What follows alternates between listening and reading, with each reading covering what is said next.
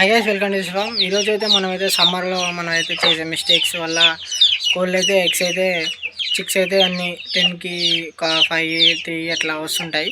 అలా రాకుండా నేనైతే మంచి టిప్స్ అయితే చెప్తాను. అంటే నాకు యూజ్ అయినాయి, నేను ట్రై చేసిన మెథడ్లో మీకైతే ఈ వీడియోలో అయితే క్లియర్ అయితే ఎక్స్ప్లెయిన్ చేస్తాను. అందరూ అయితే ఏం చేస్తారంటే, ఎక్కువ మంది అయితే ఈ సమ్మర్లో అయితే ఇన్స్టాలో అండ్ యూట్యూబ్లో అయితే ఒక వీడియోస్ అయితే వస్తున్నాయి. ఏంటంటే ఒక ట్రేలో కుండ పెట్టడం, చుట్టూ ఇసుక పోయటం, అలా చేయడం వల్ల అయితే మంచి యూజే ఉంది. కానీ అది చిన్న చిన్న ఒక 5 పెట్టలు అలా ఉన్న వాళ్ళకైతే మాత్రం చాలా ఎఫెక్ట్ అయితే పడుతుంది. అది ఎగ్స్ వల్ల పెట్టి అన్నీ మనకు ఒక్కొక్క పెట్ట పెడుతుంటుంది కాబట్టి ఒక 20 ఎగ్స్ అయినాక పొదిగేద్దామని ఆపుకునే వాళ్ళైతే ఆ కుండలో పెట్టడం వల్ల ఏమైందంటే,